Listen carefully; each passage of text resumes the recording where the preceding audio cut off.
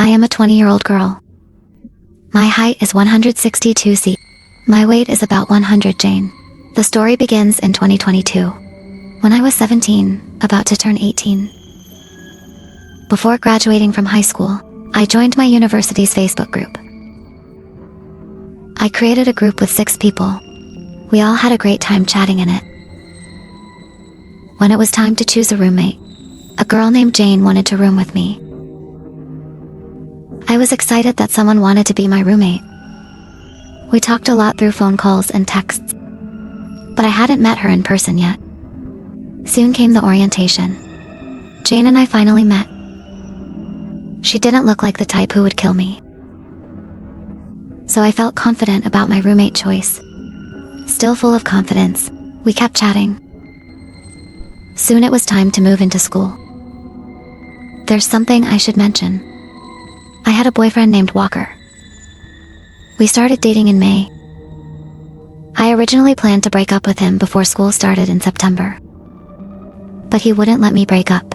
Jane knew about Walker, but they had never met. Sometimes she would just hear Walker's voice through my phone, but that was it. I planned to move into school a week early, so we could get everything settled. On the first day, I took a bus to the local department store to buy supplies. There I met Jason. My friend Adam knew him. When Adam introduced me to Jason, we quickly became best friends. Since Jason and I were both in relationships, we never did anything beyond friendship. A few weeks later, Jason and I were together every day, going to classes together, hanging out in each other's rooms, even eating together, walking around in our new town. Some of our friends would joke that we were dating. We even started pretending to make kissing faces in front of them, but Jane seemed a little jealous. One night, she and a friend followed Jason and me to go swimming. They didn't swim, just watched us jump in and swim back. But I didn't think much of it. A few days later, Jane and her friend Daniel went with Jason and me to the department store to buy some things to decorate the room. While they walked ahead, Jason and I were making funny faces at each other. We had been joking all day, saying we were too timid to actually kiss, so I took the first step. I kissed him in the department store. Just one kiss. I knew I had fallen for him. But thinking of Walker, I felt really guilty. I confided in my roommate. I didn't know what to do. She ended up texting Jason's girlfriend and told me to call Walker and confess everything. If I didn't do it, she would do it herself. She acted like she was a longtime friend. Then she took my phone and stopped me from leaving the room to see Jason. She unlocked my phone and blocked Jason on all platforms. I tried to resist, but she was bigger than me and stronger. She said until I calmed down. She wouldn't give it back, so I pretended to be calm, but I had to sneak out of my own room. When that noisy door slammed shut, she noticed and chased me down the hall, grabbing my hair and dragging me back to our room. When we ran into others in the hallway, I felt so embarrassed. Later, Jason and I had a class together. We started talking again in the following days. He told me his girlfriend said if she found out we were together again, she would leave him. He didn't want to lose me as a friend. I didn't want to either. So we started secretly meeting again. In the end, I finally broke up with my boyfriend. About a week later, Jason and his girlfriend also broke up. And then we officially started dating. I told my roommate, and he said that typical line, once a cheater, always a cheater. Then he said good luck. And I just rolled my eyes, thinking whatever. That night, I fell asleep as usual, with my headphones on, music still playing. I was facing the wall. When I woke up, I felt like someone was watching me. I pretended to shift like I was just adjusting in my sleep, and turned over, my eyes slightly open. He was right there, standing in the middle of the room staring at me.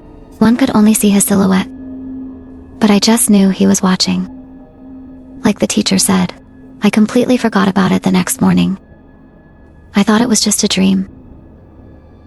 Jason and I often hung out in each other's rooms, since we lived in the same building, which meant we came back late to our rooms. Jane didn't seem to mind, and even told me it was our freedom. When a guy came to the dorm, we would always text each other, giving a heads up in advance, but he always seemed to come in early, claiming he forgot or didn't see my message, even though I knew he saw it. But I understood it was also his room. Still, if he had to come back, why not text me first? Whenever I texted him, he would tell others about it. I remember once his friend came in too. Before that, I asked him if he minded Jason occasionally spending the night here. He said it was fine. So that's what I did. Jason and I often slept in each other's rooms, and no one seemed bothered by it. Until one night, Jason woke up while sleeping in my room, and saw Jane staring at us. Jason and I were both a little scared of him. That was the second time it happened. As time passed, he became stranger and stranger. We started avoiding each other more often. When I came home, I'd find my things had been used or moved around, and his side of the room was always a mess. I wasn't particularly tidy either, but I did keep up with taking out the trash and doing laundry, which he didn't. At the beginning of the semester, we had made a roommate agreement. I said if he needed, I didn't mind sharing makeup and clothes, and he agreed. But not long after, I realized that wasn't what he meant. He must have memorized my daily routine. Most nights, after coming back from dance practice, I would go to the cafeteria to eat. One night I wasn't hungry, so I went back to my room first, and put down my dance bag. When I walked in, I noticed his expression was off. Then I saw on my desk mascara stains and hair dye stains. He and his friends also did other things to my stuff. For example, they broke the plastic flowers I used as decoration. They took them apart and scattered them across my desk. They also drew strange diagrams on my board, writing things like, "The more you mess around, the more we uncover the truth." They were really weird. Toward the end of the year, Jason and I would go to my parents' house for dinner on weekends. Sometimes we would stay over. One time, we stayed there for a whole week. I originally wanted to bring my computer, just in case we had to stay overnight and I could do homework. But Jason wanted to leave school before traffic got bad. So after my dance practice ended, we left school. When I got back to school, I found out my computer was broken. I knew clearly that it wasn't me who did it. I confronted Jane, but he denied it. Then I had to go to class, so I texted him. I told him I hoped he would be honest. I wouldn't be mad. I wouldn't make him pay to fix it. I just wanted to know what happened. Then he started getting very aggressive toward me. He started cursing at me, and then threatened me. I called my mom to ask her what she thought about it, because she's my best friend. I also asked my resident assistant. They all told me to go to the police. So I went to the police and told them everything. The next day, they must have called him into the station, because that night, when I came out of the shower, one of Jane's weird, aggressive friends followed me back to my room. I had never seen him before. I was followed into my room, while I was only wrapped in a towel. He was definitely Jane's friend. He yelled at me, cursed at me. When I rushed toward the door across the lounge, I saw my roommate and his friends. They shouted at me, called me a rat, and other nasty names. What a psycho. I called my boyfriend Jason to come to my room and find me. He had just come out of the shower too, but he walked in another direction to avoid them. What exactly did Jane want to do? My mom guessed that maybe Jane was a little obsessed with me, and people said he just didn't know how to be a roommate. I'm really not sure. The more I think about it, the less I understand. Later, Jason and I got engaged. We have a beautiful daughter. We are doing very well now. Thank you all for taking the time to listen to the story of my psychotic roommate.